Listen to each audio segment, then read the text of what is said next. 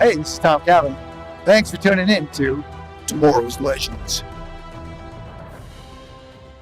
In 2016, a new TV show hit the digital airwaves and needed a podcast dedicated to chronicling its adventures. An elite team has been assembled for this task. Unfortunately, the world's listeners have not heard of this Wonder Twin duo.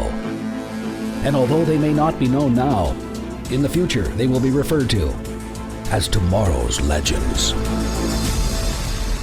You know, Harley, I really want our own Hall of Justice. Could you imagine recording this show from inside there? Well, maybe you could. They'd probably never let me in the front door. Yeah, you know, you're right. Well, I guess I could just go find a new co-host, like maybe Wonder Woman would be interested, or even Power Girl. She might be available. Hey, you were too quick to agree there. And now, here are your hosts, the Scarlet Speedster himself, the Flash, and the Maid of Mischief, Harley Quinn. What do you mean too quick? Well, you're ready to get rid of me. That was super fast. Well, you know, Flash, he's always a little bit flirty with the other superheroines, so... Yeah. Well, hello, Legendaires. Welcome back to Tomorrow's Legends. We are doing our Season 2 rewatch. We're continuing it, actually, and today we're covering Episode 7, Invasion, and Episode 8, The Chicago Way. And I guess we're going to include a little bit of the whole crossover event, because I think some of our points in there, too. So we're going to do all of that tonight. And I am the Flash. And I'm Harley Quinn. Hello, Legends. So before we get into today's show, we have a letter lost in the timeline. We haven't gotten to play that for a while. We haven't. That's so exciting. Letters lost in the timeline. This one comes from our friend Dreamweaver, and she actually wanted to email us in some thoughts because we were asking some questions last episode, and she's got some ideas and possibly some answers. So she says, "Hello, Flash and Harley. I'll be writing in with my feedback for the next 2 episodes here, but I also wanted to write in to address some of the questions from your last podcast on how some things happened and when they happened in the timeline of the shows. And it felt appropriate to send a separate email with some pre-show feedback." Boy, she's figured our show out already, eh? Yay! So there's been a few things you guys have brought up over a few of the rewatch episodes, such as the storyline aspects with the Time Pirates, where Thawne's time sphere came from, and Stein's timeline and beginning on Flash. So I thought I'd answer some of that to refresh our collective memory. Yay. Good, because my memory's not working so well. I'm thinking the Flashpoint or something is affecting me. I know. It's hard to keep all of this stuff straight over years of all of these shows. Totally. All right, I'll take, she's got a little bit here, so I'll read some of it and I'll let you take over. So she says, first up, I'll go with Stein's timeline. You guys couldn't quite remember how Stein was introduced on Flash. He's first introduced when he tries to sneak into Star Labs the night of the particle accelerator explosion in an attempt to power the Firestorm Matrix, and that's how he unintentionally got merged with Ronnie. No one on Team Flash knew him initially, but in the last few episodes of Season 1 of Flash, after he and Ronnie as Firestorm assist Barry in trapping Reverse Flash, he sticks around to act as a scientific supervisor once Reverse Flash presents Barry with the option of traveling back in time to save his mother. This is when we first see that Stein has had an interest in and has studied time travel. At this point, this is the first instance of time travel Stein encounters. See, and that's why we were talking about it, why the Legends stuff doesn't play in well with that. No, it's kind of like you have to rewrite his history in your brain. Yeah. Because it's all completely changed. Like our history of watching him. So like I said, I think we'd have to rewatch a whole new version of Season 1 to see how the events on Legends affects him. Right. Yeah. Which obviously we can't really do. But I do now that she says it, I remember he's trying to initiate the particle accelerator. the Firestorm Matrix during the particle accelerator explosion. That's right. Yes. And he unintentionally merges with Ronnie. Okay, so all of that. See, I forgot all of that. I have to go watch Season 1 of Flash again someday. Jeez. But she goes on, as we've continued to see, Stein has interacted with his younger self multiple times in Legends, and they've never mind-wiped him. So as far as we can tell, younger Stein has the knowledge that time travel is possible and that his future self becomes a time traveler, which completely negates everything about Stein's knowledge pre-Legends of Tomorrow. And not only would younger Stein now know about time travel, but about his becoming Firestorm as well, and about having Jax as a partner. So that also really messes with his original timeline already, not to mention throwing in his daughter and teaching his younger self how to be more humble instead of fairly arrogant Stein we first encounter. Yeah. So he's totally messed with his past, so much so to the point that the things we saw in the first season of Flash and even in the pilot of Legends, like having knowledge of time travel, should have happened much differently. But of course, it's not like the writers knew from the very beginning when bringing Stein into Flash that he would have all of these things happen to him on Legends. Though, by the Flash finale, the producers would have known and had certain aspects of the first season of Legends planned out. We see flashes of Legends clips when Barry is running through the Speed Force to travel back in time. Also, something I had forgotten is that we see both Snart and Kendra in the Season 1 Flash finale looking up at the wormhole that appears over Central City.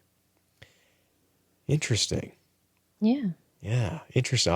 Did you just recently watch Season 1 that this is so fresh in your memory? Or are you like one of those, you have one of those memories that just doesn't forget details? Because that's cool. That's awesome depth there. I feel like she must have rewatched it. Those are some like very specific details. Very specific. All right, you can take up the next section here. All right, next up, I'll address the Time Sphere because that also relates to the Flash Season 1 finale. The first appearance of the Time Sphere appears in the Flash Season 1 finale. Thawne has Cisco and Ronnie build him the time machine so he can travel back through the wormhole. But after Barry returns from the Speed Force, he attacks Thawne and completely destroys the thing. So I'm going to assume that either the Time Sphere Thawne is using here in Legends is one he brought from the future, or he stole it from the Star Labs archives at some point, assuming Team Flash rebuilt it, which we do see the Time Sphere in the penultimate episode of Legends Season 1 and in the Star Lab archives later in Season 5 of The Flash, so I do assume that they rebuilt it. Yeah, but we also know Reverse Flash just goes back and forth through time whenever the heck he chooses, so he probably just could have gone in and stolen it from any point in time. Yeah. Right? But, okay, Yeah. Cool. Yeah. Now I remember a lot of that stuff. Okay. Also, Thawne name drops Rip in that episode of The Flash, saying that Rip built the first Time Sphere. I'm thinking this was just a fun Easter egg at the time, and our Rip in continuity never did, but who knows, maybe he did build the first one. That'd be kind of cool. Yeah.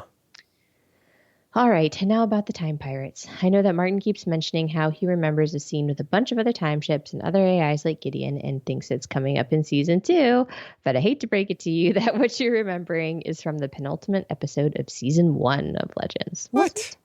But we did our Season 1 rewatch. Do you remember the episode? Not at this point. It's been over a year since we even did that. Yeah, okay. I'm totally confused there. Wow. There's a sequence when the team's been captured by the Time Masters, except for Sarah and Snart, and they end up sabotaging all the other time ships in the hangar at the vanishing point. So the Time Pirates in this season are just remnants from the destruction of the Time Masters and Vanishing Point, and there's no real closure with them. I'm pretty sure the one in the beginning of Outlaw Country was the last one we end up seeing. The plot point surrounding Time Pirates pretty much fades out after the full Legion of Doom is formed, and we focus fully on the Spear of Destiny storyline, which is a great storyline, don't get me wrong, but it feels like there's so much more story potential left untapped with the Time Masters, Time Pirates, and the Vanishing Point, even with it being destroyed. There are such cool concepts that sadly never got revisited. Yes. Okay. It all makes more sense now. Man, I so appreciate you piecing all this together, but yeah, I agree. The Time Pirates is a cool idea, because it gives our team something to focus on, something to chase down and have reason to go through history. Yeah. But God, I just can't remember that being a Season 1 episode. Wow. Yeah, I know. Well, apparently it was. So sad face. All right. Well, hopefully that helps a bit in clearing up the timeline and some questions y'all had in this rewatch. Looking forward to continuing on with Season 2. Happy New Year, all. Your friend Dreamweaver. Awesome stuff, Dreamweaver. Thank you so much for all of that. You've cleared much things up. Very helpful. Thank you. Yeah, cool. All right. Much appreciated. Let's move into, we got a bit of news. Let's play that.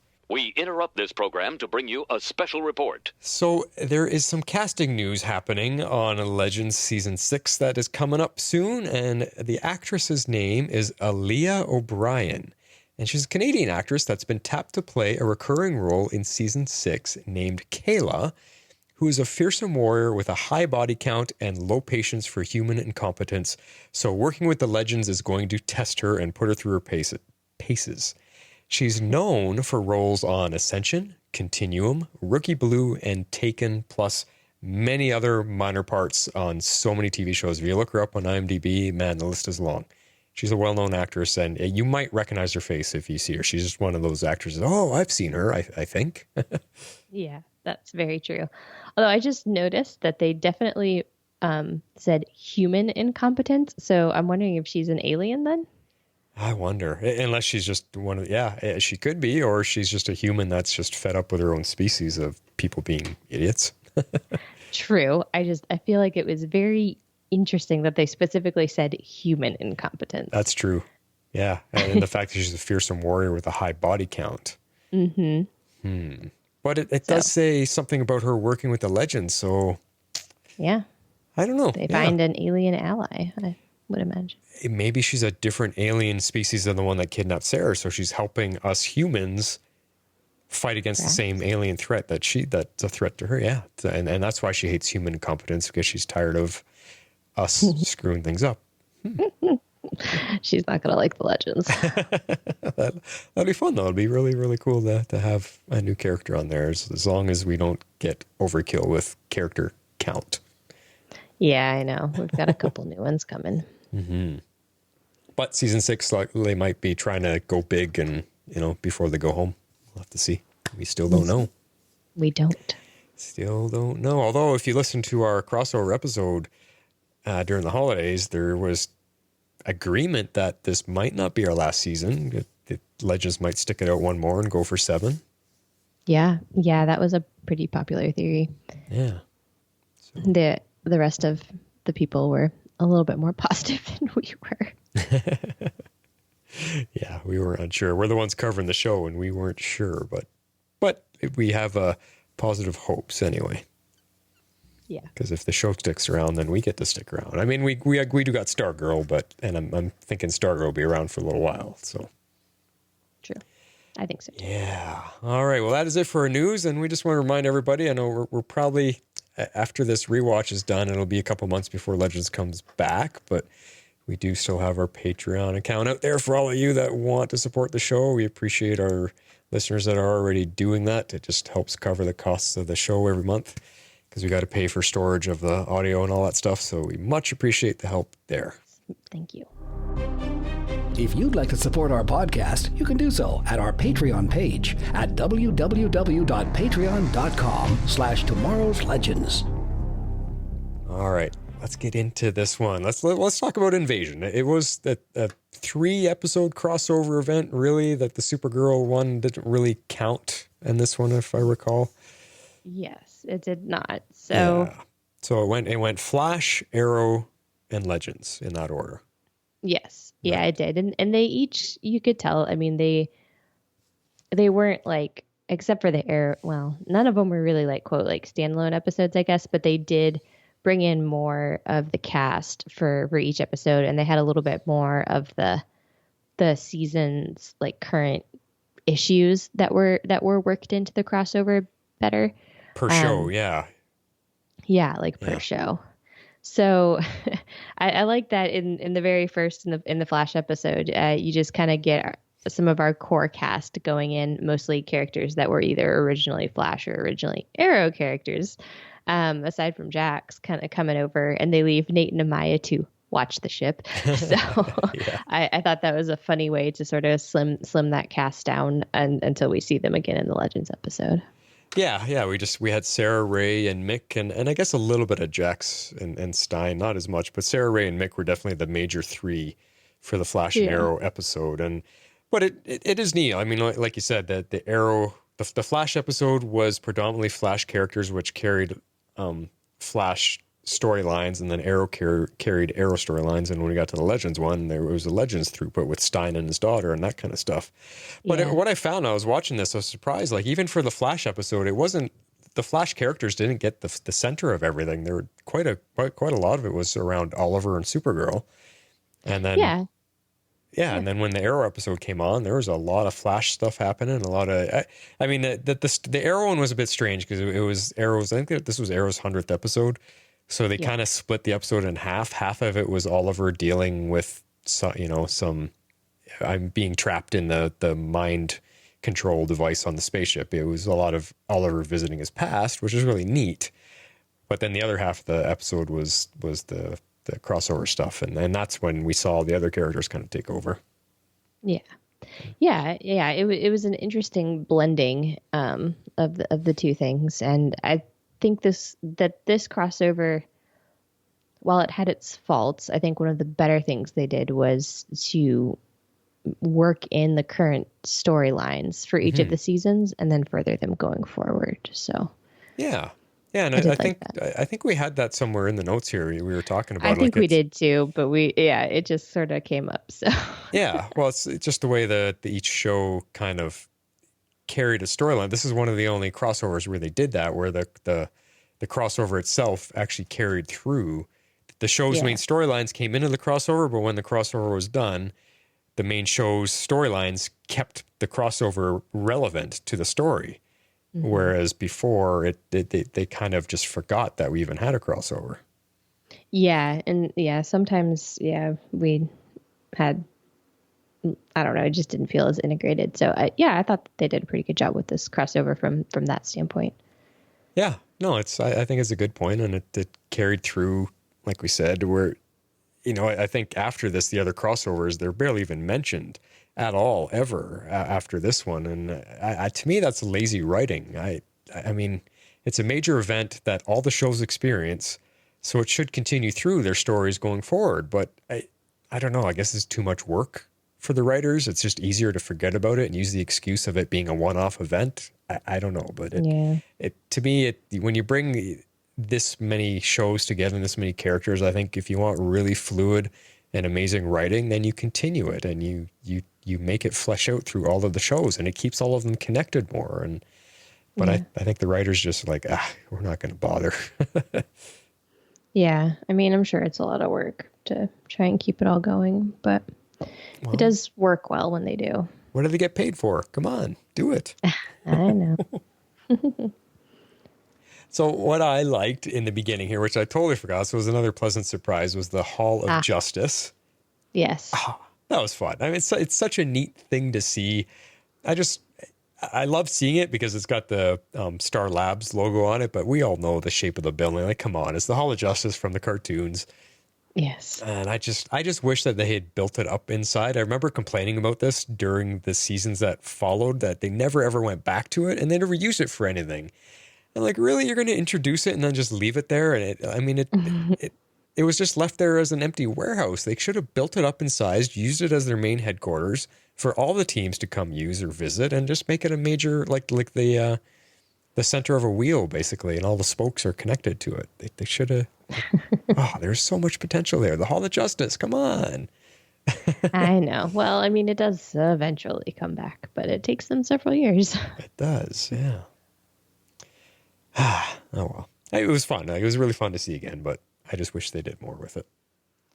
Yeah, I mean, it's always a fun little Easter egg, and they like to do a lot of stuff like that, I feel like, in the crossovers. So I agree. It was fun.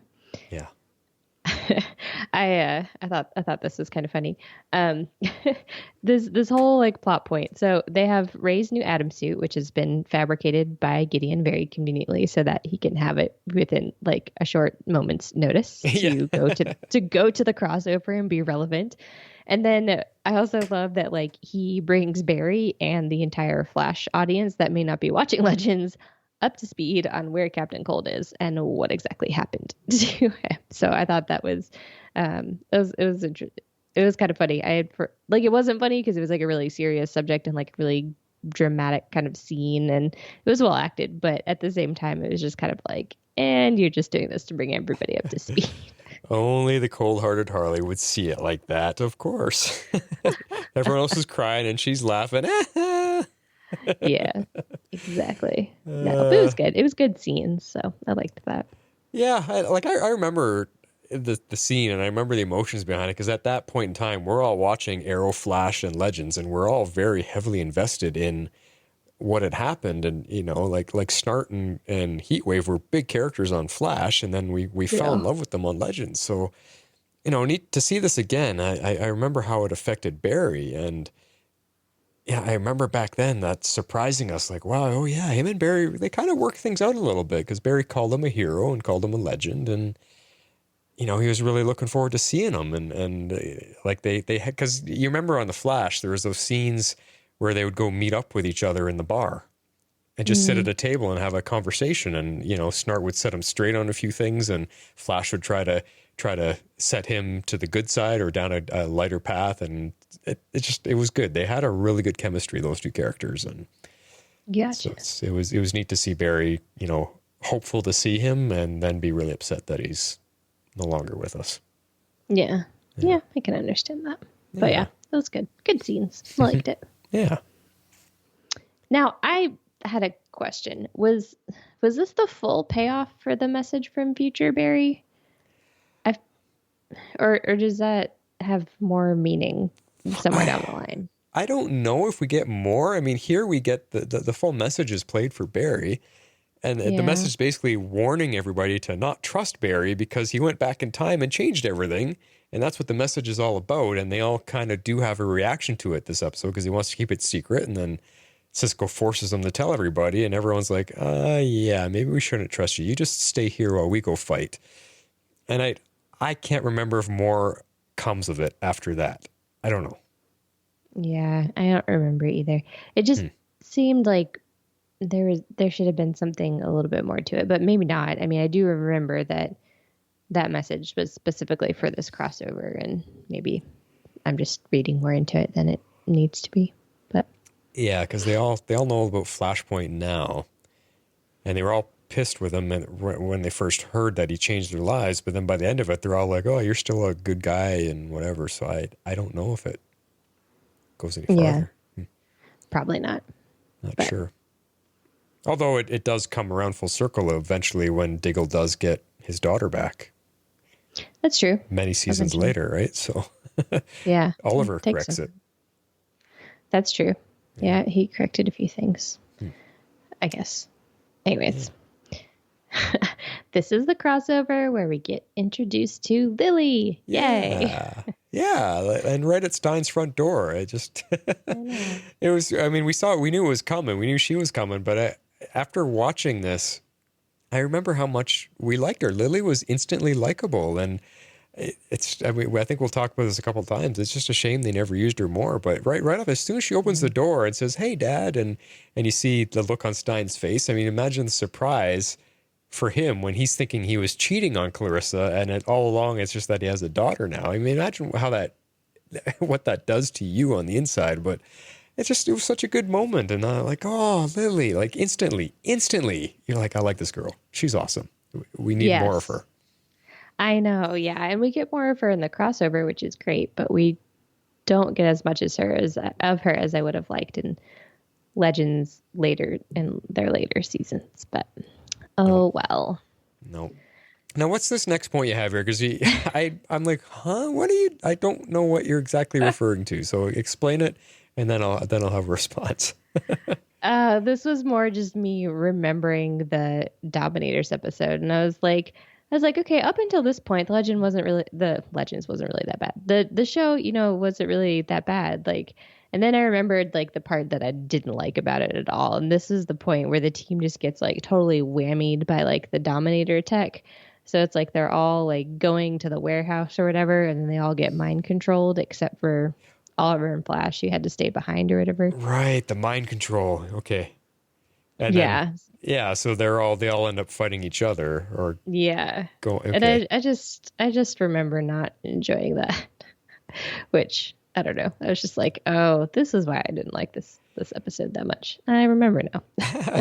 Well, it's cool in the sense that our characters have to fight each other, and we see how they do against each other toe to toe. But where it bothers me is that it's a saving money move, because they can't have computer generated Dominators running around the entire episode fighting our heroes. So why not use the characters we already have and put them under mind control, and they fight each other, and it takes the Dominators out of the equation for a while. Yeah. That's really what it is. And I was like, man, come on, guys. So Yeah, so I wasn't a fan of that particular story element. And I just wrote it down because I was trying to remember. I was like, where's the point where this went off the rails? Because there's a point where I distinctly was like, oh. And apparently that was it. right So. in the first episode went off the rails for you. It was the first episode I liked the least Yeah.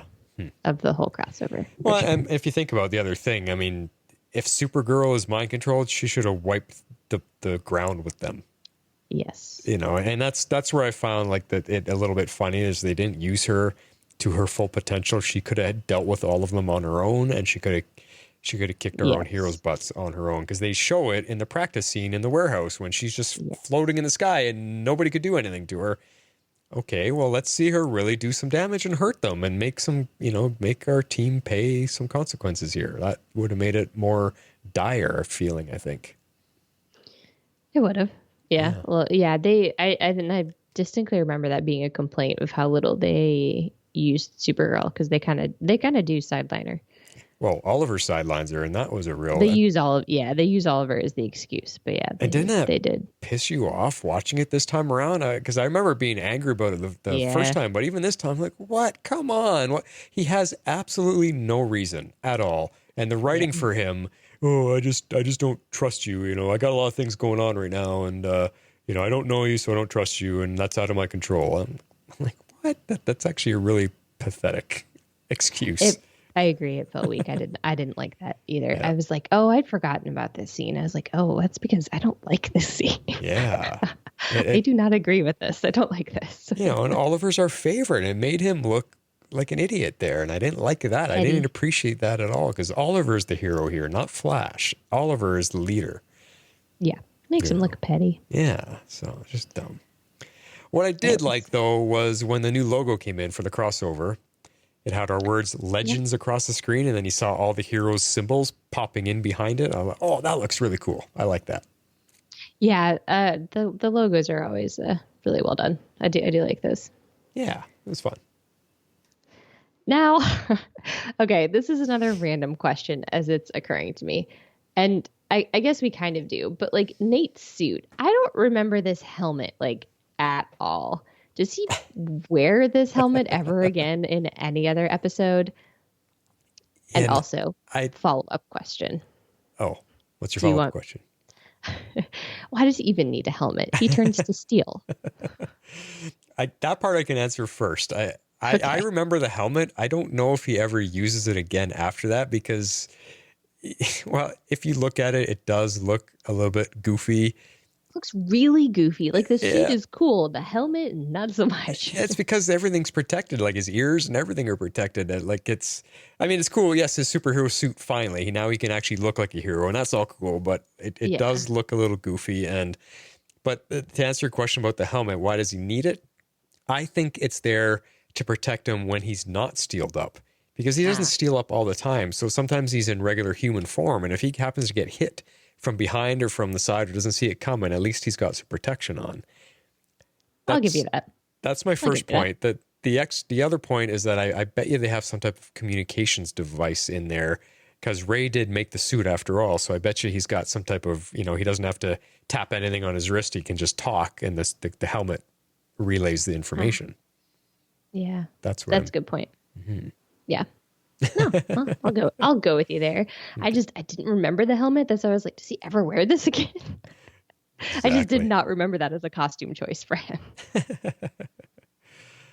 The other thing that I enjoyed, though, here was the whole 1951 to 2016 connection. The way they filmed it, it was going back and forth from 51 to 16, and sometimes the scenes actually almost merged together to be the same scene. And I thought they did that really well. The writing for it was really well done. And the guy with the glasses, how he was young and then he was old, and it's the same guy. I thought they did that part really well. That's where I thought the writers nailed it on this episode, was just the back and forth of the two time periods, and they just connected, and it didn't have to do much with it at all, but we all understood immediately what they're conveying here. Oh yeah, no, I liked that. I liked the thing with the whole thing with the guy in the glasses. I was like, that was well done. I liked that a lot, and I think that's why I liked this like conclusion Legends episode like a lot more than I liked the first one. I mean, I liked the Arrow one because it was like Arrow's 100th and it was nostalgic and it was all well and good, but it kind of took you out of the crossover a little bit. And like, I understand why they did it, but this one was really good. I loved the connection with the two time periods. I loved that they got to use the time travel and bring in the rest of their cast. And I agree with you. I thought that those pieces were really well done too. That. Well, it's funny you talked about the Arrow episode because I think really the crossover was Flash and Legends. The Arrow episode being in the middle it didn't feel like it was part of the crossover at all. Because I remember being upset that they really cheaped out on it. We were after the opening episode on Flash, we're all, this is going to be cool. This is awesome. Alien fight. And then all it is 4 of our characters get caught in a beam and brought up to the spaceship and they're all under mind control. And that was it. And then most of the episode was going through Oliver's history. So I loved the 100th episode stuff because like you said, nostalgic.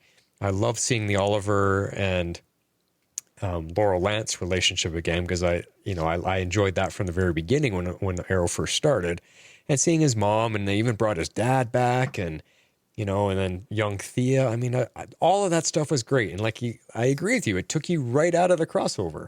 I completely forgot about the crossover because of that until they brought in the real poorly written crossover elements of them just being stuck on a spaceship, and then. And it bugged me again this time around. They're on an alien ship. How the heck are they going to figure out how to fly it? No way. I don't buy it. Ray, I don't care how smart Ray is. He's not going to figure out alien technology in a matter of seconds, and they're able to fly themselves back home to safety. And that bugged me the first time around, and it still bugged me here. I'm like, you guys just did so good with the Arrow episode of Arrow stuff, but your crossover writing is atrocious. This is really bad. And then when they get back and they just have that big fight. Remember, they're all lined up in the backyard of the Queen residence. Yes. Mm-hmm. And it's like everybody has their matching bad guy. There's a fake Deathstroke and, and there's a Malcolm Merlin. And then we're like, well, if everybody has their opposing nemesis, who the heck is Ray fighting? He's just got a bunch of thugs. Well, what does that mean? That doesn't mean anything.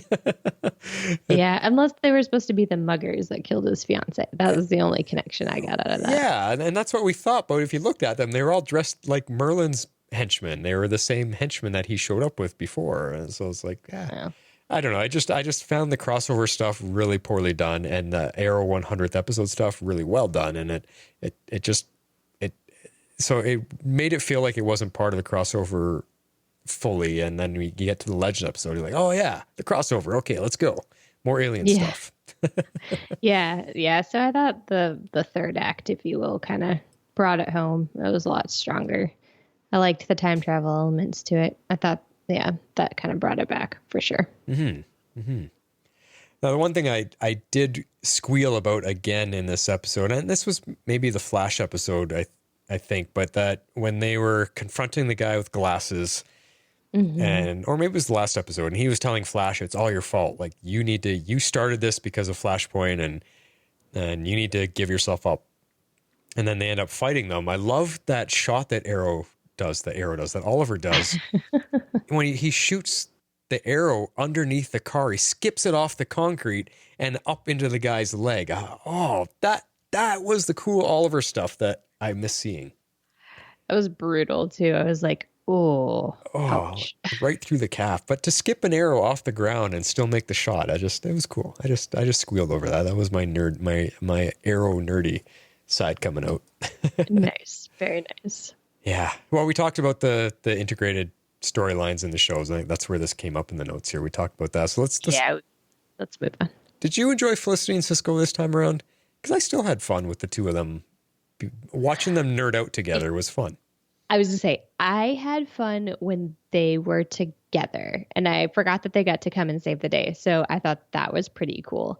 But them separately in the beginning parts of the crossover, I actually didn't really care for at all. Cisco is too dark and moody, and Felicity it felt like they were trying too hard to make her like quirky and funny, and it just wasn't hitting for me. But when they put them together on the Waverider, that was great. I totally agree. Yeah, I think they wrote her too much to be the funny comic relief, and it was forced. It was too forced. It was. I was like, this is not the Felicity I remember. I don't like this.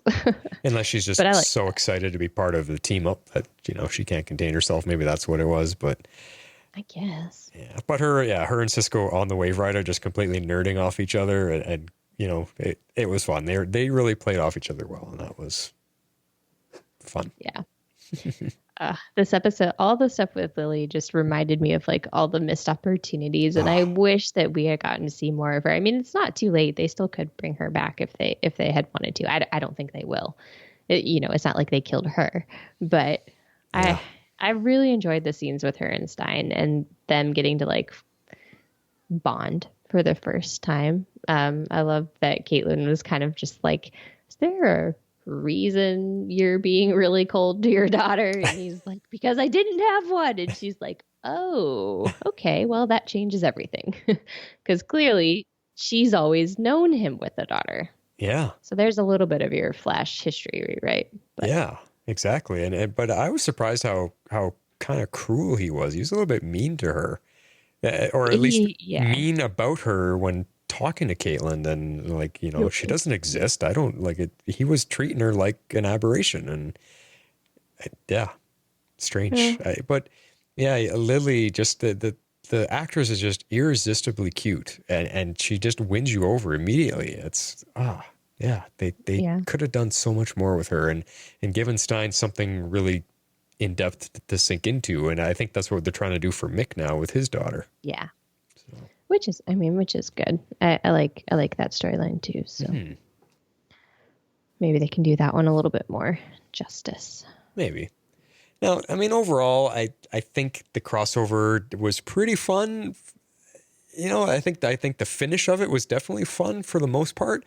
There was good comic book type battles, like stuff right out of the comic books. I mean, that scene with Flash and Supergirl racing around the world, tagging the Dominators, that's pure comic book fun.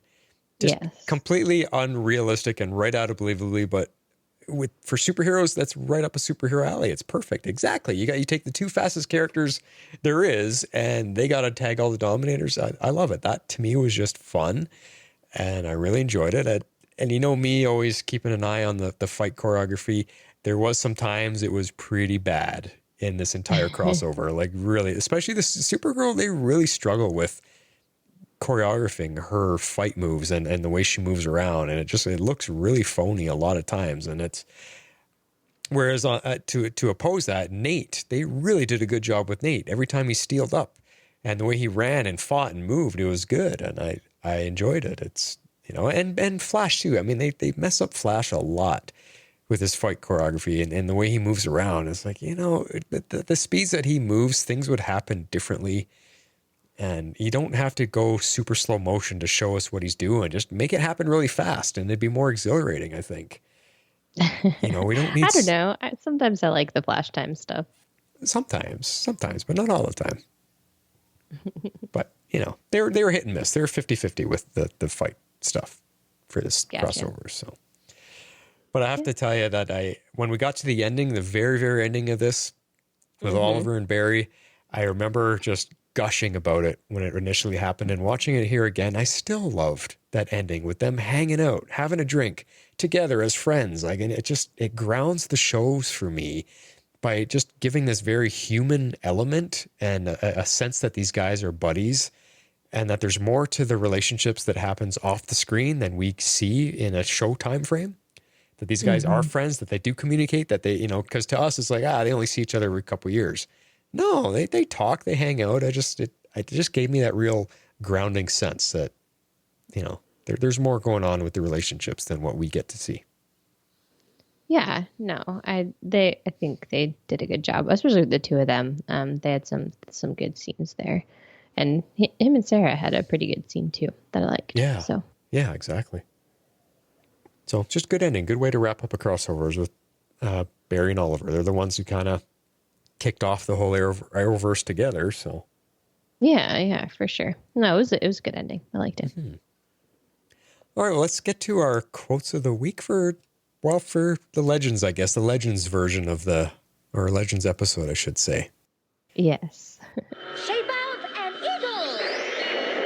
eagle! What did you come up with? I picked, the first one that I picked is called Originals. It's weird to think that all of this started with the two of us. You ever think what it would be like if we never got on that boat? I don't know if I have to think about it. I mean, maybe the Dominator showed us what our lives would have been like. I know it was a prison, but in a way, it was a gift.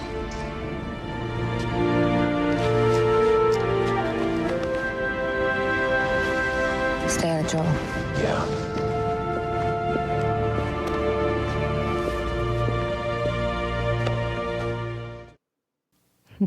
Yeah, that's actually really nice. Yeah, I thought it was good. I like that they both got a little bit of closure. They got to see what their lives, could have been like had they never gotten on that boat. Yeah. Well, I mean, in the Arrow episode, we saw the difference of it, right? Like, he stayed with Laurel and, the story completely changed. And yeah, so it's funny, especially because he goes through that for him to look at Sarah now in our regular timeline and be like, everything started with us going down in that boat.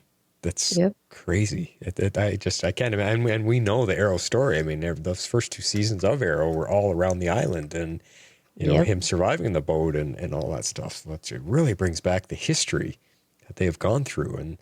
And I think that's the difference why Arrow is my favorite out of all the shows, because I don't think the other shows have the story depth and the history that Arrow does and how much the characters have gone through and the stories that have progressed. And, I think Arrow has got more depth. Flash comes close maybe in its first couple seasons, but it's really lost its way. I think Arrow it's got so much depth that it really is the leader. And with it being gone, it's a big loss to this universe of TV shows. Yeah. Yeah. No, it was always very strong in that regards. I feel like it had some of the stronger writing for the most part, especially when it came to the characters. Yeah.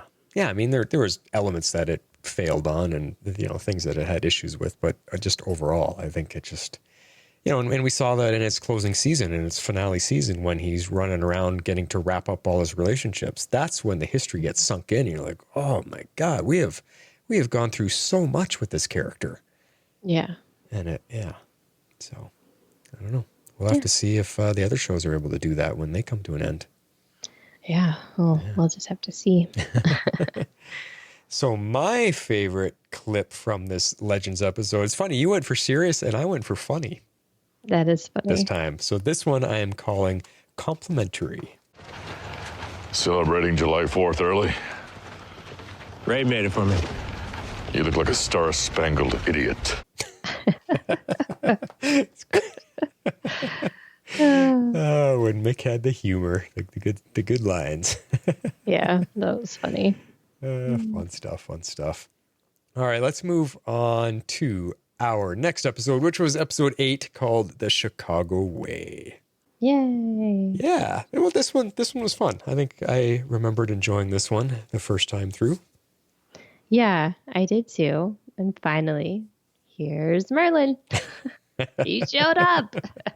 Knew he had to be coming soon. We're halfway through the season. 8 episodes it took. And I don't remember that. I thought he was there from the beginning. I don't remember him taking this long to show up on our show halfway through. And I remember it being a big deal because he was such an iconic character on Arrow.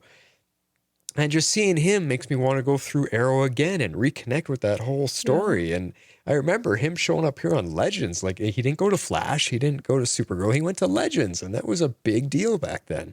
It was a big deal. Wasn't he supposed to be dead in Arrow at that point? Yeah. Or didn't he die? Because I think this is an earlier version of Merlin. I think we learned this later in the season.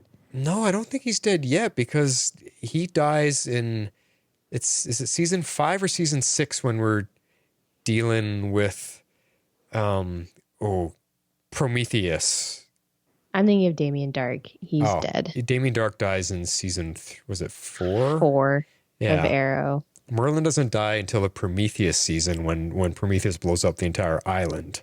Right. Okay.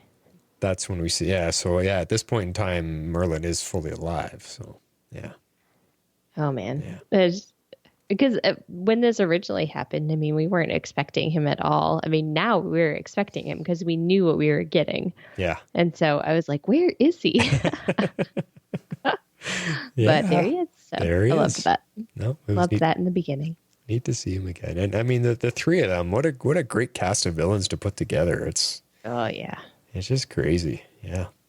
So and then the opposing side to that is Mick. And these are, again, comparing the season to what we have now, these are the moments we don't get anymore. And that's Mick with his hilarious dressing up bits. And this time he's a luggage boy. And as soon as I saw him, I'm laughing because he just looks so silly as he always does. And it's so much fun. We don't have this kind of fun anymore. Mick dressing up and looking ridiculous. I miss that stuff. I know. He always looks so out of place in the costumes. It's so great. I love it. I love it so much. And then something else I noticed when Vixen dives in the water to save the one guy, she uses a dolphin power, and that's the first and only time we ever see something like that. Have we ever see the dolphin? Yeah. Yeah. Well, it has a very specific use case, I guess. But, that's true. Yeah, it was good to see something a little different too. So I liked that. Something a little different. Yeah. Now, I have forgotten that this happened during, I think, any episode, but especially during this one, where Captain Cold makes an appearance as a figment of Mick's imagination. That was fun. I remember it surprising us the first time, and it still caught me off guard here. But how good was it to hear that voice again? Oh, it was great to have him back. I remember when that happened on this episode, we were just like, oh, why can't we get him back? Exactly. That was a punch to the gut to see him appear again and just hear him the way he talks and just, I miss Captain Cole. I miss Snarts. So more than any character that has left this show, Snart's the one that I miss the most. Yes, I love what Wentworth Miller does with his Captain Cold. It's just so great. I don't know how he does it, but it's so great. I love him acting as Captain Cold. So the other thing about this though is that it was all in Mick's head. I mean, he's trying to cope with his own mortality and why he keeps like rushing into danger to like save the team. So I did kind of like that throughout the episode. I was wondering about that. Like what is Mick's, what's he dealing with here? Because like you said, it's a figment of his imagination, Snart's in his subconscious. So I looked at it this time around that it's Mick talking to himself. He's struggling with something. Yeah. And I thought, what is he struggling with? He's struggling with being alone. He's struggling without having his best friend anymore. Mm-hmm. Or is he struggling with kind of realizing that he's going soft? Because that's what Snart's picking on him here. He's like, what are you doing? Like, you don't care about these people. They're not your friends. Like, quit being nice to them. Quit helping them out. What are you doing? And I thought, is that what Mick is struggling with? Is that he's realizing he's going a bit soft? Yeah, I mean, I think that's part of it. I mean, I think he's realized that he's becoming part of a team. He's not just, out for himself, which is probably something I think he's always told himself, because we know he's always stockpiling treasure and loot, throughout all of these time periods, because we get that payoff in season 5, which is one of the best moments. Yeah, it was so great. Yeah, I loved that. But yeah, I definitely think he's just sort of struggling with himself, and so it just manifests as his best friend, the only friend he really ever had. And I think part of it is because like Amaya was befriending him, and I had kind of forgotten about their little like friendship. And I kind of liked the two of that, like that friendship and her able to make a connection with him. And so I think he was, I don't know, just trying to like work through all of those emotions, and that's just what happened. Snart, manifested itself as Snart. So I liked it. Yeah, no, I liked it too. And I did forget too that Vixen kind of becomes his friend. And if you think about it, like that's happened for Mick every season. Someone seems to be his friend a little bit, but it only seems to last a few episodes. And then they move on and someone else gets a bit close to Mick and then someone else. It seems very limiting every time he tries to make a friend or he doesn't really try, it just sort of happens. But yeah. You know, because they did with Ray. I don't think he's ever really befriended Nate that much. Not really. But, I don't think him and Nate have ever really got along. Yeah, but it was, you know, Vixen here and Ray and Zari in the later seasons. So Ava. Yeah. So yeah, I don't know. I think that's just tough for Mick. It's tough for him to keep a friend. Maybe it's because Snart was the only one. And I mean, if you remember their history, what was their history? Was it Snart that was being beat up in school and Mick saves him?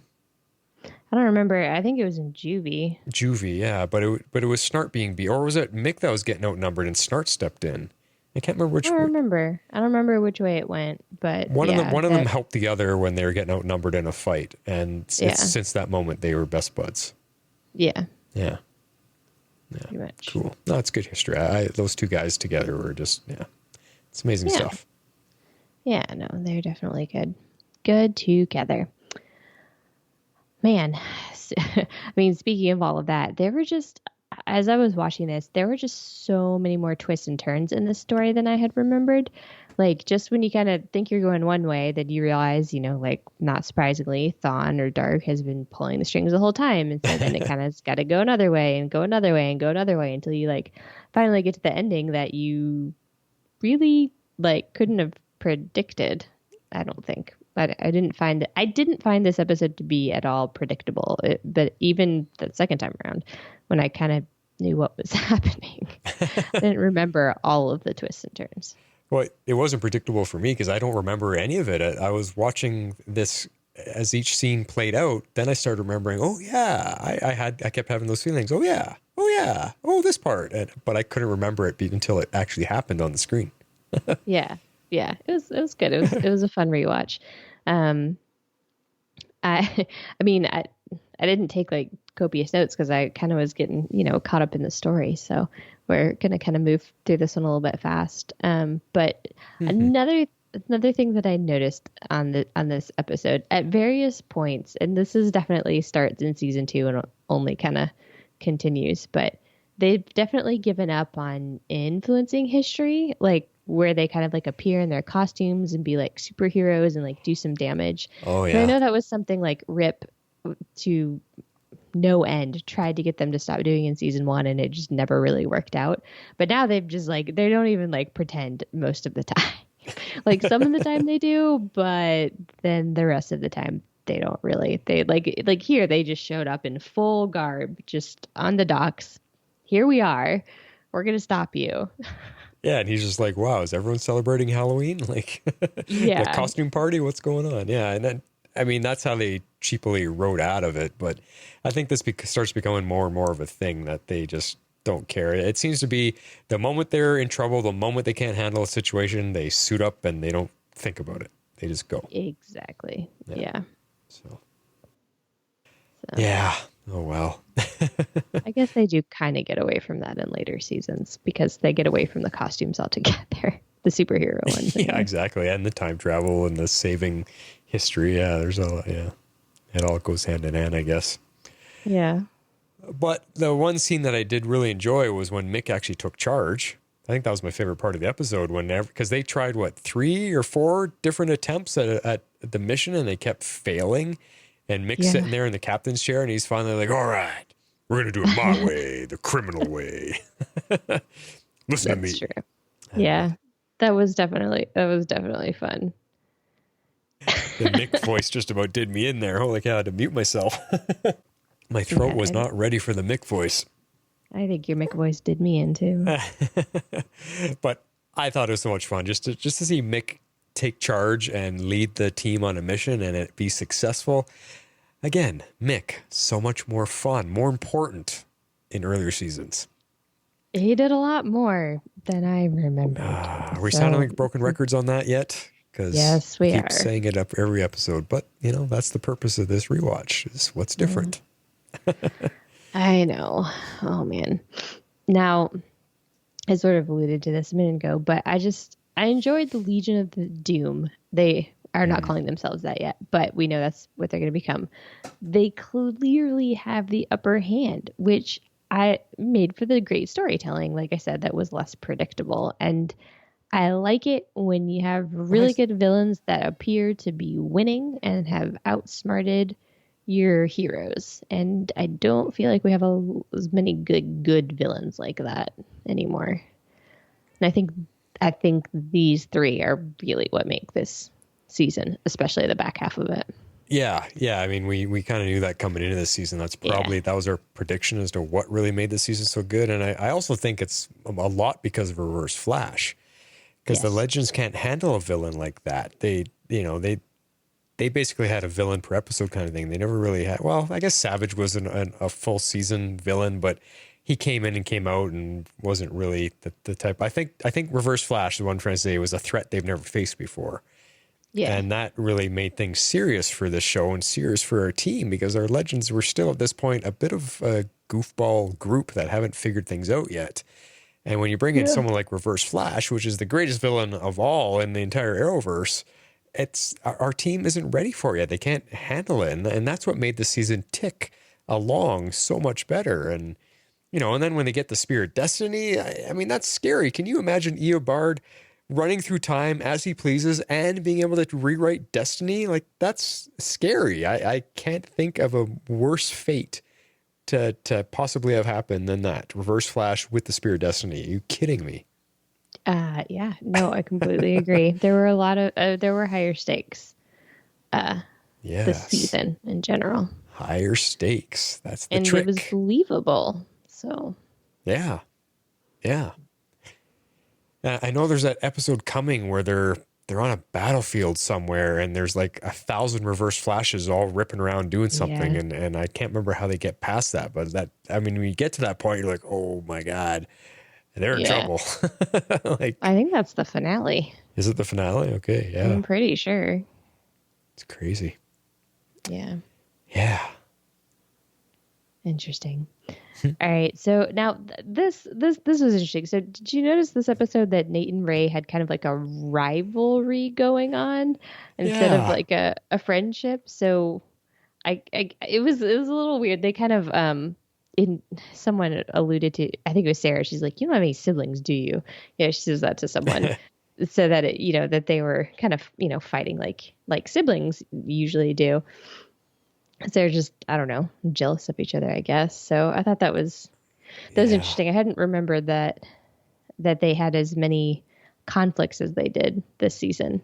I didn't remember at all. To me, it just was really weird because they were bros before this, and then they started competing out of nowhere, and there was no real lead up to it. It just suddenly in one episode they're like that, and it felt weird. It was just strange. Why are you guys competing? You're science and history nerds. You geek out together. I didn't understand what was causing the competition. I'm not really sure either. Unless it's just like when two athlete jockheads get together and they got, I'm better than you. I can shoot harder. I can throw farther. And they have to compete. Maybe it happens for nerds too. They got to out nerd each other, I guess. That definitely happens. Yeah. So that definitely happens for sure. Yeah. Now, this is a point in the episode that I know you won't care for it, but at the end, we find out that our original captain, Rip Hunter, is still alive with an American accent somewhere filming things. I know. I never understood why they brought him back. I don't know. I mean, you were a bigger fan of him than I was. I was hit and miss with him. I thought the show was fine without him. I thought us, the viewers, were fine without him. I mean, for me at this point in the Legends timeline, I didn't even miss him anymore. I wasn't thinking about him. And then he shows up and I was like, why do we need him? Wait, we don't. The show's fine without him, but. Yeah, I don't know. It's kind of intriguing just to figure out, how he survived and where he ended up and why he thinks he's a totally different person, but he still remembers all his adventures because he's making them into films.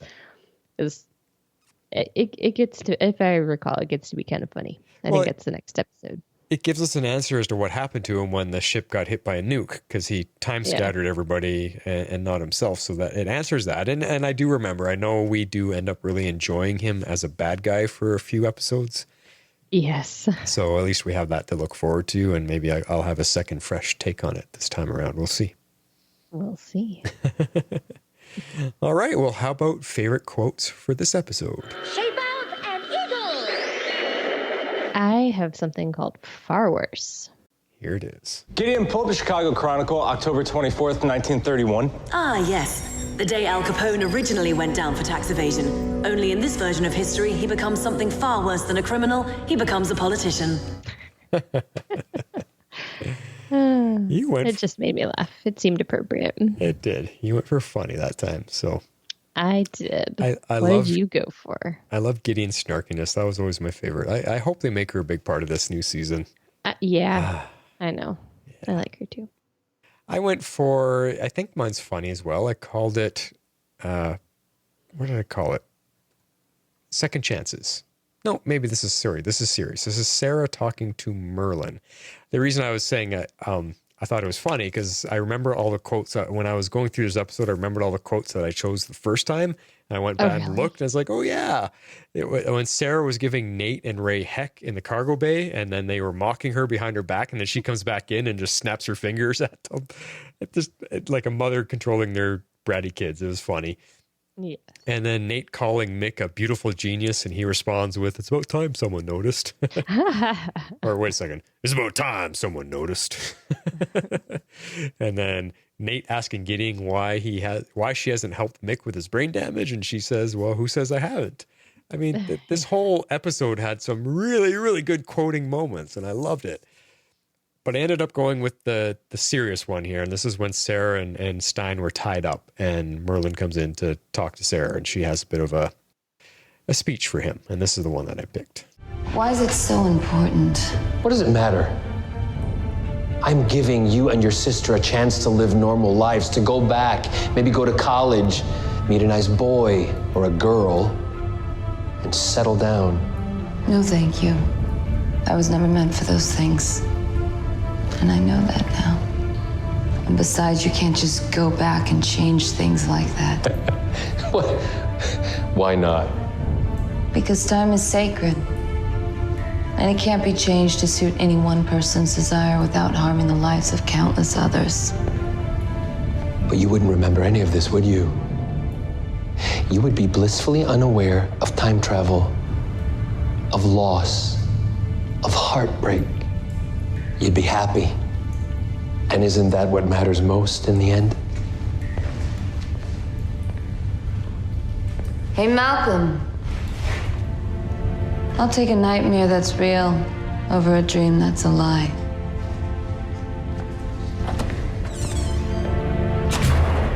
Yes.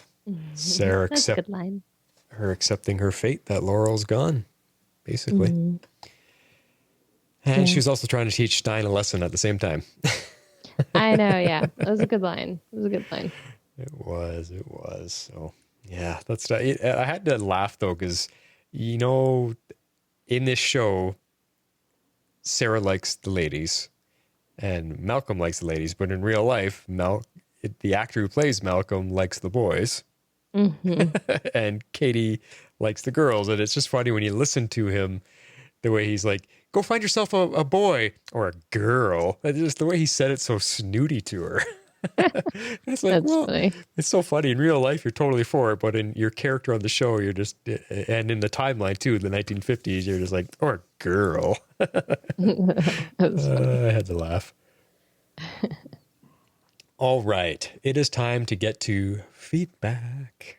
Monitoring powers, activate! All right. You think your voice has it in you to read part of Dreamweaver's email to us? I will try. All right. Let's see. Where do we split? All right. After the 3 thoughts. Okay. You take the first half. And I'll take the second half.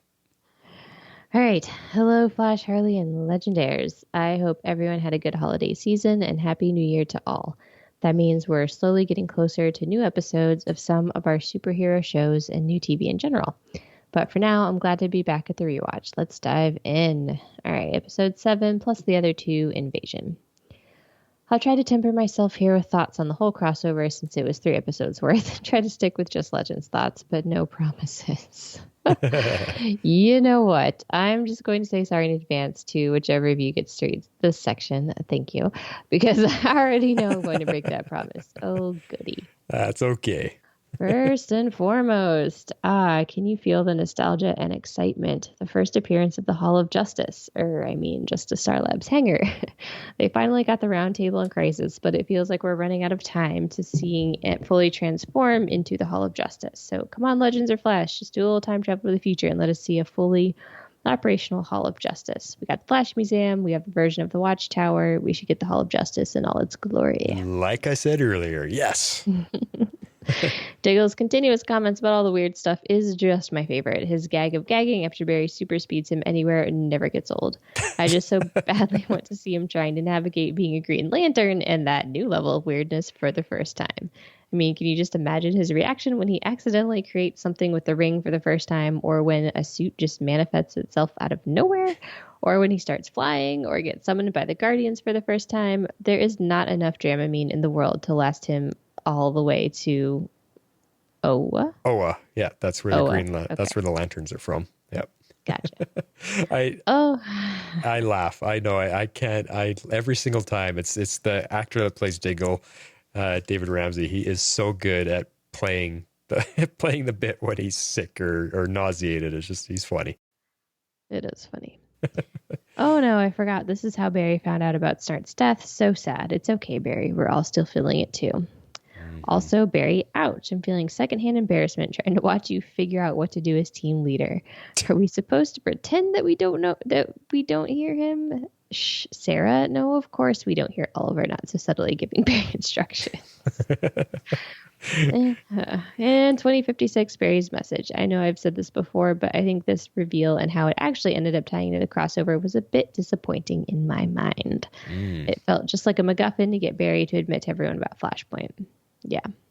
And I guess it might have been a warning about Savitar too, and why Rip couldn't trust him. But I mean, why would a 2056 Barry send that message if it was about Flashpoint, the Dominators in 2016? It wasn't much of a war, and it gets straightened out pretty quickly. And if it was about Savitar, that actually wouldn't make much sense either, because even in the original Savitar timeline, when Barry ran to the future to get advice from his depressed future self in season 3, he trapped Savitar in the Speed Force sometime in 2020 or 2021.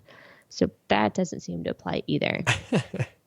And we end up erasing that timeline anyway. I always just thought this future message should have been about something more because it's such a cool concept. Yeah, clearly so did I. I've still got theories about 2056 and 2024 Barry, even with Crisis and the convoluted timeline at this point, but I will let those lie for now since this is not a Flash podcast.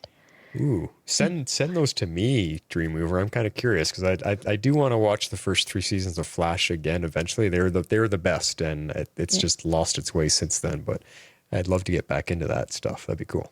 Yeah.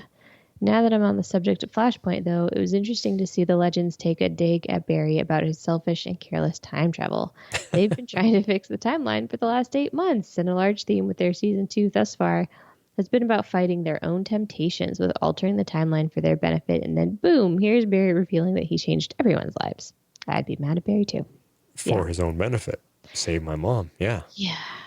Wow. I can't believe that all the heroes just stood around and watched the president die instead of trying to do anything. I'm also still salty they didn't let Wally join in the fight, especially once everyone was mind controlled. I know. And then once he did join, he got incapacitated immediately. Sigh.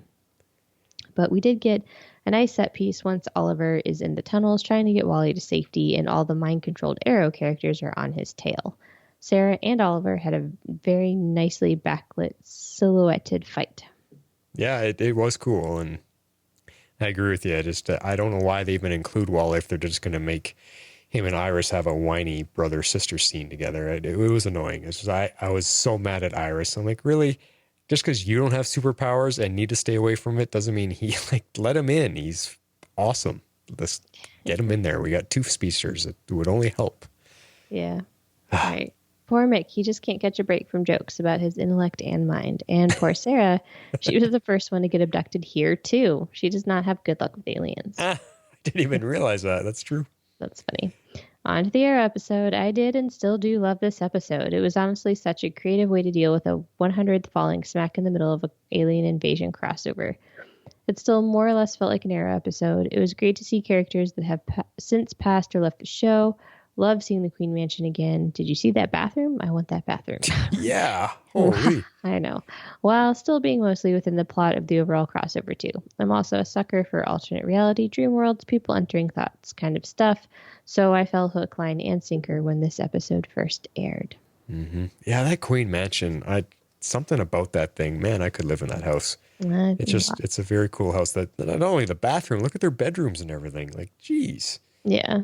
I've had apartments smaller than that, and that's just their bedroom. I know. I really liked how they did the memory glitch effects, and watching this again was the first time I noticed the Merlin Global Group sign atop one of the buildings in the drone shots over the city. And I also loved that the fern was in this version of the bunker in the dreamscape. I don't know what she's referring to. The fern. The fern. What relevance is there of the fern? The plant, I guess. Yeah, it's a plant. I have no idea. No, neither do I. Okay. You're lucky. I'm not a trained assassin or anything. Cue the League of Assassins theme. Exactly. I laughed at a lot of that line. I love the villain lineup they had to fight through that acted as the mental gatekeepers of the dreamscape. Oliver and Deathstroke, Thea and Malcolm, Sarah and Dark, Diggle and a Hive agent, which probably represented his struggle with his brother, and Ray with a Mirakuru soldier, since one killed his fiance. Oh, there we go. Oh, is that what it was? Okay. I thought it was a mugger, but it could have been maybe, I don't know. Anyways. Huh. She's probably right. Yeah, I'm trusting her right now for sure. Exactly. One of my favorite shots from that scene is when Thea shoots an arrow towards Sarah and she just catches it like it's no big deal and kills Dark. This probably gave Sarah some of that catharsis she's been looking for in being able to kill this version of Dark, and then subsequently also being able to say goodbye to Laurel at the same time. Oh, good point. Yeah. That was a cool shot too, but yeah, that's a good point there. Yeah. Quite like the design of the Dominator ship, both interior and exterior, the light flares, green and gold colors, and organic look, all very cool, as was the design of the escape pod. I know this was a crossover budget, but I hope season 6 of Legends can pull off some cool alien looks and atmospheres. I feel there's enough things that can be done practically to get some fun designs. Yeah, totally agree. And of course, hooray for our Waverider and its tractor beam coming in to save the day and our heroes. Diggle and Thea's reactions to seeing the Waverider for the first time was great. And then in the Legends episode, we got more great reactions from another great pair, Felicity and Cisco. Mm-hmm. I love just how much they geeked out about being on a time ship and how little Nate knew about the mechanics to answer. Oh, yeah, that's true. And I also love that we got to see some time travel side effects once again with Felicity. Haven't seen those in a while. Yeah. She was actually funny when she couldn't speak English. That made me laugh. Yeah. How on earth did Nate, Mick, and Amaya miss that giant spaceship and battle going on until Amaya conveniently said, "We need to find the army"? It was right next to them on that ridge the whole time. I remember picking on that big time. I think that was my nitpick of the season, of the episode that time. Probably. Because, yeah, they're walking along on the ridge. And where's the battle? I don't know. And then they just turn their heads and there's this massive spaceship and an entire army battling it out. And it's just right there. Like, oh my God, who wrote that? Who filmed that? Who thought that was a good direction? That was one of the worst scenes I've ever seen. Oh, pathetic. And look, Nate got shot with a tranq dart right through his armor. I noticed that too. That was really funny. And that tranq dart is conveniently screwing with Nate and Amaya's powers. Also, plot device. Yep. Also very glad Nate ditched that helmet. But I loved Felicity and Cisco coming in to rescue them as tech support. Yeah, with guns in hand. It was pretty funny. Yeah. Oliver's trick shot with the arrow ricocheting off the pavement under the car was so cool, and Ray's gotten much better at hand-to-hand combat. She's seeing what I'm seeing. Yes. Yes.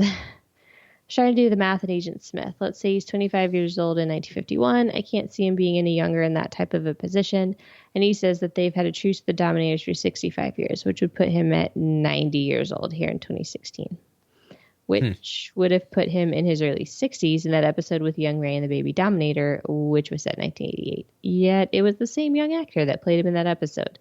But I'll hand wave that because it was a nice callback to this crossover. Love that we got Lily. I was just going to say, this girl has got a memory. I don't know if she's just seriously gone through everything recently, or you'll have to let us know, Dreamweaver. This is crazy. Love that we got Lily throughout this crossover and Stein trying to reconcile with the fact he caused an aberration and is now staring at his daughter. It was nice getting to see them working on a scientific project together, too. Took me the entire episode to notice that Cisco's shirt said Otter Space on it. It took me until that final rooftop fight with the Dominators to notice that their fingers literally grow into giant spikes. That's not terrifying or anything. I always love that scene at the very end with Oliver and Barry at the bar. It's such a real and tender moment, and it's such a nice reflection on what their lives have become and what they could have been, especially after Oliver got to witness what a normal life would have looked like for him. And I also love that little moment at the end, too, with Oliver and Sarah about how everything started with the two of them getting on that boat. Even more nostalgia. Mm-hmm. That one event kickstarted so many things for so many people. And that goes for within the context of the shows and outside of them. Like, without that boat trip, I wouldn't be writing in right now. And there wouldn't even be a Tomorrow's Legends or any of the other Arrowverse podcast communities that exist. Yeah. Wow. Way to step outside and look at the entire bubble. Jeez. Overall, this was the first big full crew crossover that Arrowverse did, and it was just a whole lot of comic book goodness. This is the first time we got to see everyone meet each other. We even got that scene of Supergirl trying to remember everyone's names and code names just to show us the scope they had built to that point, and it has only grown bigger since. Mm-hmm. Yeah, that's a good point. Right. Yeah. Stray Thoughts. Just kidding. This was a long enough section. Everything I said was basically 3 episodes worth of Stray Thoughts. There's still another episode to talk about. But wait, I do have a Lost reference. That's right. Robin Atkin Downs, who voices the Dominators, played Charlie's father in the flashbacks on Lost. Whoa. You had to dig for that one. But yeah. she's 7 episodes in and kept it going. Tag, you're it. My turn. Episode 8, The Chicago Way. Fresh from fighting aliens, the Legends are back at keeping watch over the timeline and find themselves confronted with an aberration from 1920s Chicago. Except this time, someone got Admiral Akbar because it's a trap. Okay. I'll save all the Star Wars jokes for the next episode. Oh, God. Anyways. Looks like this is the episode where Sarah officially graduated to being Time Mom, with essentially telling Ray and Nate to knock it off and that she'll be keeping an eye on their sibling rivalry, which persists throughout the entire episode. Yeah, I like that, Time Mom.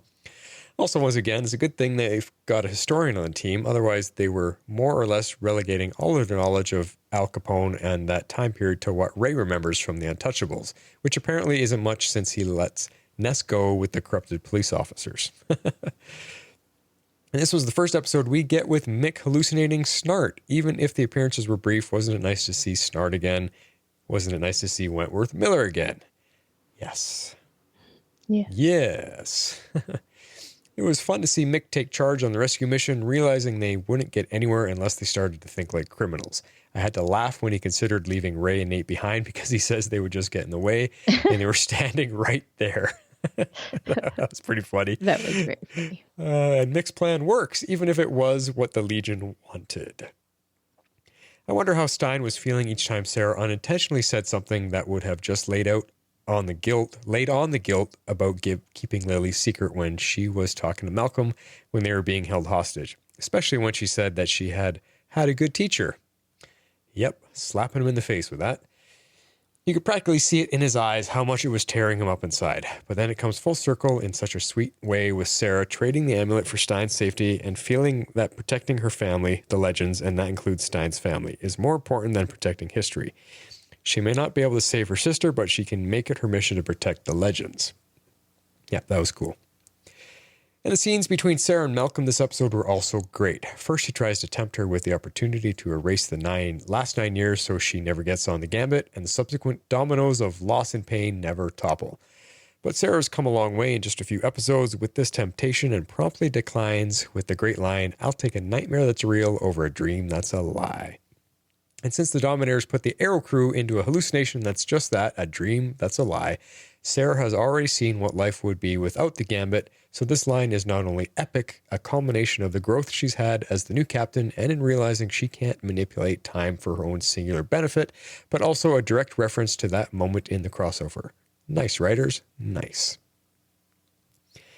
Not only that, but this is when Sarah learns that Malcolm was the one that sabotaged the Gambit. Dang, that means he's responsible for her death twice, the 6 years she was presumed dead and her actual death. So that fight between them on the Waverider was a long time coming.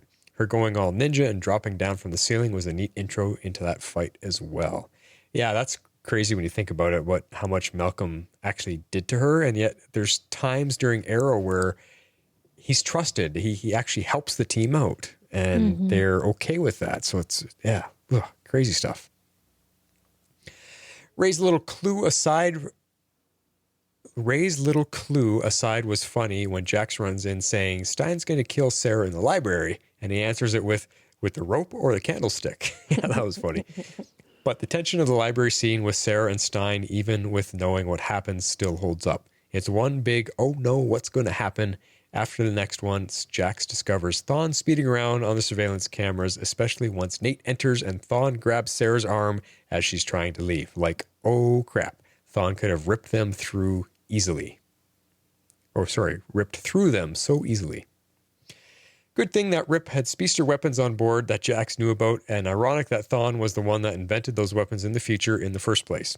He must have built them to stop Barry at some point, and then Rip must have gotten a hold of them, probably also to potentially stop Barry because of that message. It's not too late to get some sort of a future Flash, Reverse Flash, and Rip Hunter scene, is it? I don't know. But it did feel a little convenient about the whole speed gun thing. Overall, fun episode with some great themes and moments running throughout. A nice take on noir without it being totally consumed within the genre, and scenes that prove Legends can do tense, dramatic, heartwarming, and humorous, properly balanced all in one episode. I love the music, especially the tinges of film noir every time they're actually in Chicago, the Reverse Flash motif when he's in the library, and the action theme playing when everyone is fighting on the ship. A+ writers. Stray thoughts. Oh, another bar fight? Oh, nope, just a kidnapping. Almost had another bar fight. Reverse Flash really shut that one down. There we go. An actual episode without a bar fight. True. Ray really takes the whole Untouchables persona seriously this episode, introducing himself as Bob De Niro when he and Nate meet up with a bureau agent, and then later doing a terrible Sean Connery impression when he tells Capone's thugs shouldn't have brought a Tommy gun to an ion blaster fight on the ship.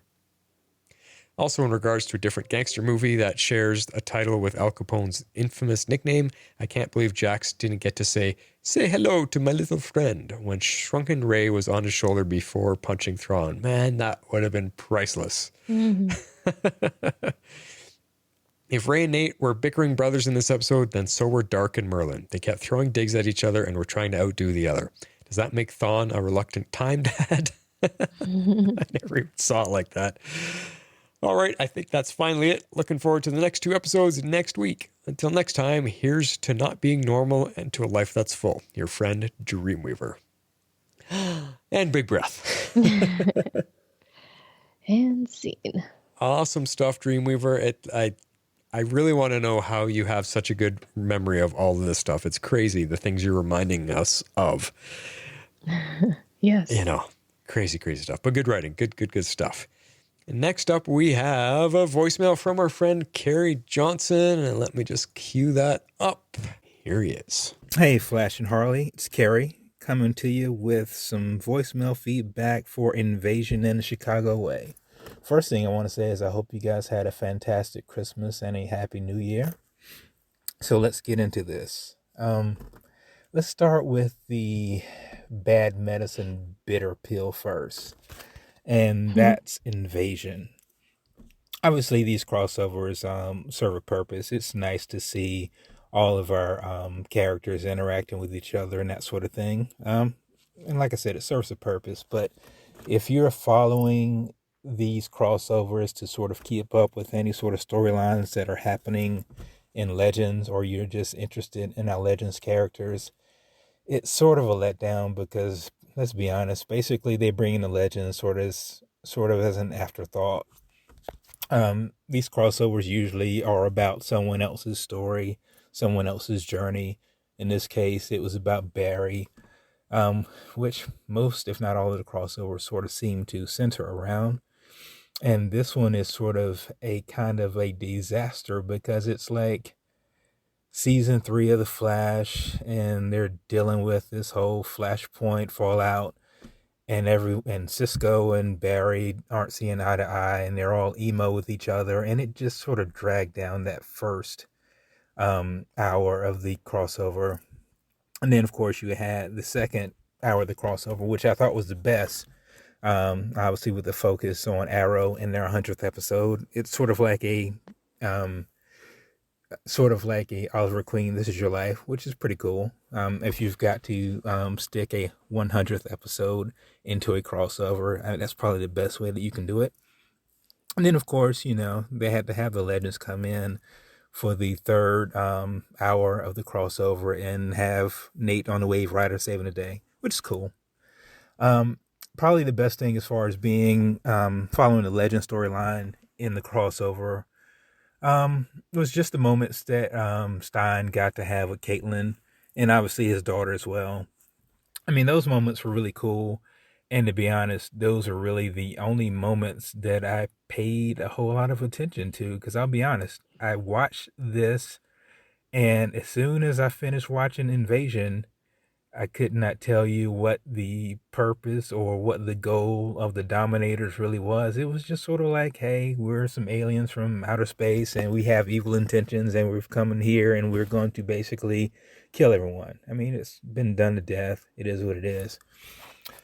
But like I said, as far as our Legends were concerned, it was just nice to see Stein's story about his daughter sort of have an opportunity to sort of flourish a little bit. And so that storyline got moved along. So that's probably the best thing I can say about Invasion, other than the fact that if you just take the story on its face, I mean, you have Supergirl, you have Firestorm, you have the Atom, and you have the Flash.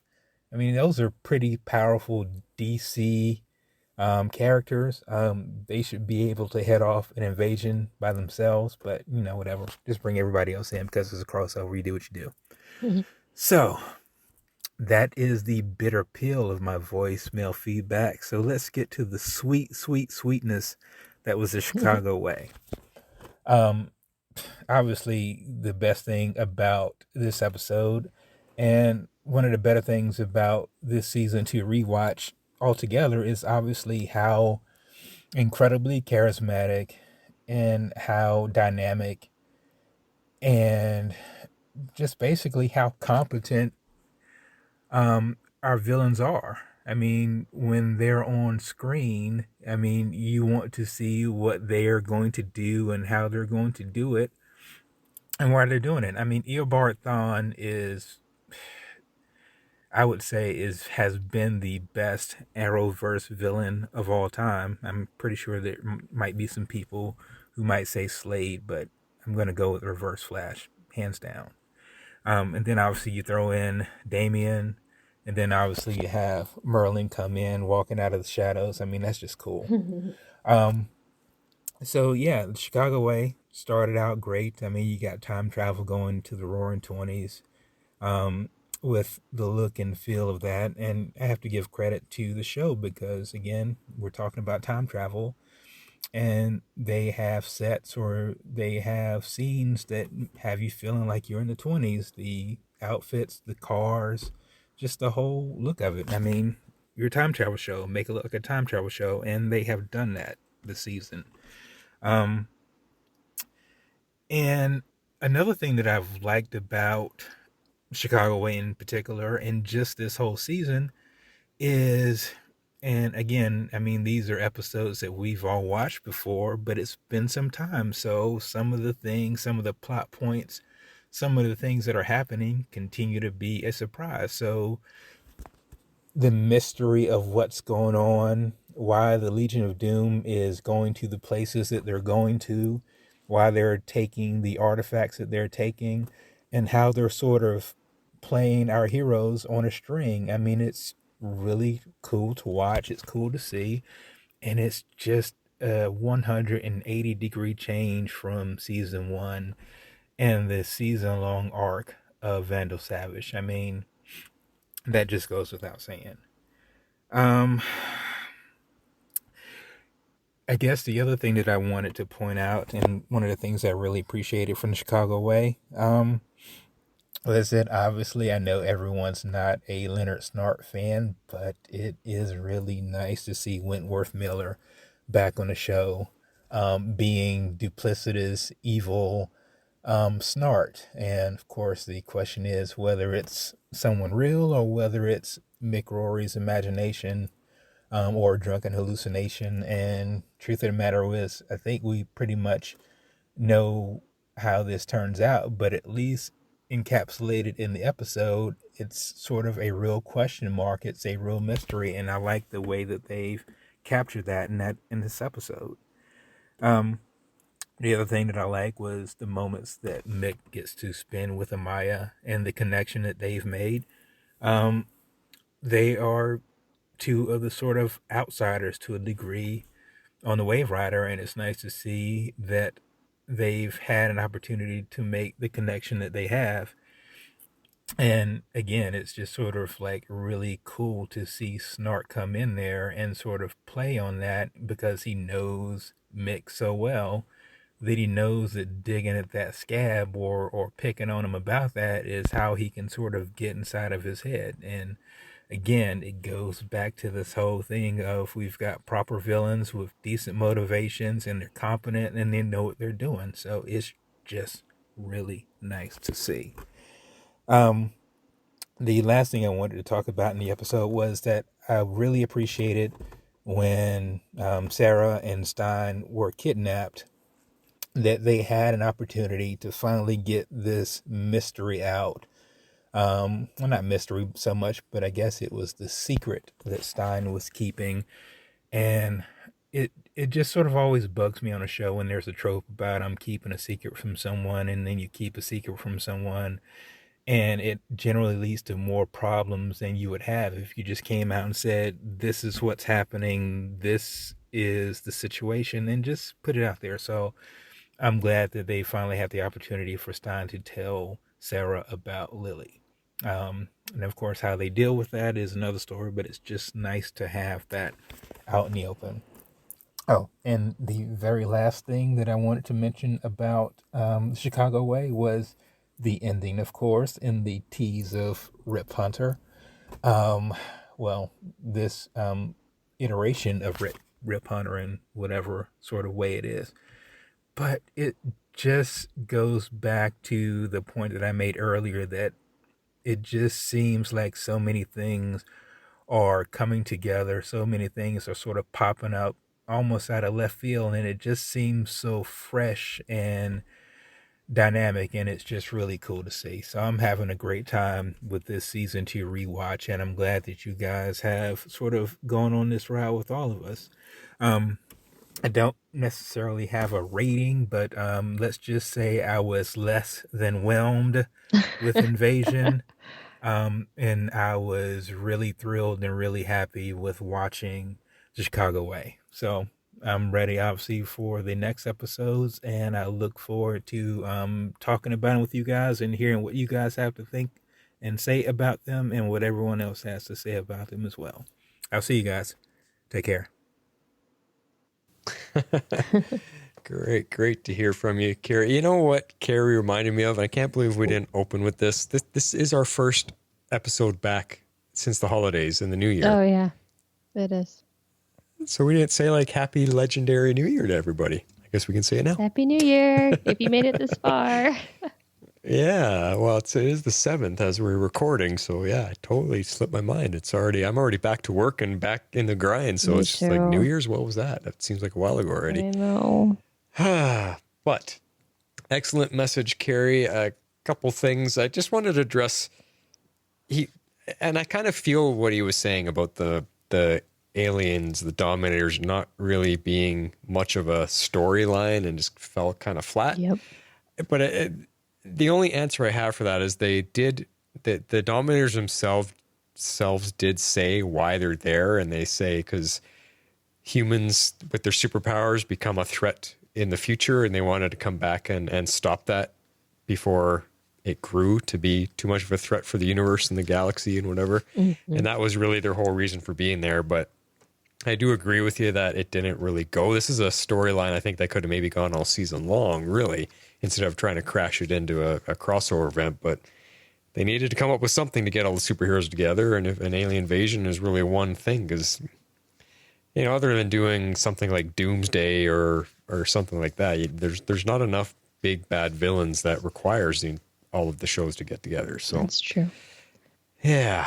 But, you know, and then I also liked his point about he gets very upset with watching our characters time and time again keep secrets from each other. It just makes for, and I don't know if so much unrealistic, but it's hard to believe writing sometimes, because us as viewers are like, again, like, haven't you learned your lesson already? And every single show in the Arrowverse has done that, and it's done nothing but writing drama that doesn't need to be there. Yeah. And it's like, yeah, blah. But Carrie, I'm glad you're appreciating our rewatch and stuff. You know, we just wanted something to do. We haven't gotten to talk to you guys for a long time, so I'm glad someone out there is at least appreciating I think the revisit. Yeah, I think a few people are, which is good. Yeah, oh, for sure. So, you know, definitely, guys. I mean, send us more feedback with your thoughts and stuff like that. You know, we're halfway through this, so if you guys want to just reminisce with us, then get on board and send in feedback like Dreamweaver and Carrie did here. Yeah, absolutely. And how you do that? Listen to this. All right, you know what, Jess? There's something we forgot to do, and we might as well do it now. Sure. Our ratings for these two episodes. Ah, yes.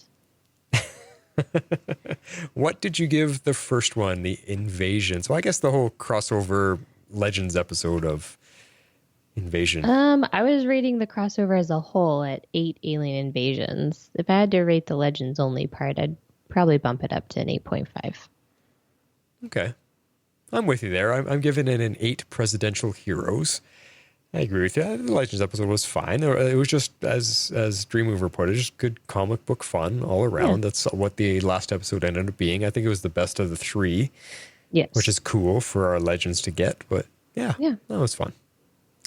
And what about Chicago Way? I loved this one. I easily thought it was the best episode of the season so far. And I gave it 9.5 speakeasies.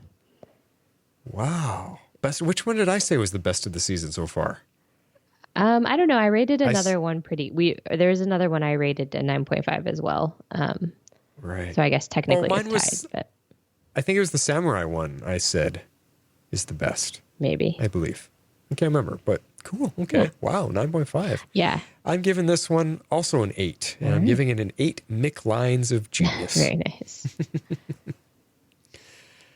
Yeah, well, that's good. All right, well, we are moving on to next week, which is episodes 9 and 10. Yep, that's where we're going. That is where we're going. All right, well, I guess we will come back in 7-ish, 8 days. Yeah, it's Wednesday night, technically, so we'll be back at you in 7 more days, and you'll hear from us again in a week. So episodes 9 and 10, everybody. Thanks for being with us, and hope you guys are back on track with the new year. Everything's kicking off, starting well for you guys. That's all I got for you. This is The Flash, signing off for this week. And this is Harley Quinn. I'm out.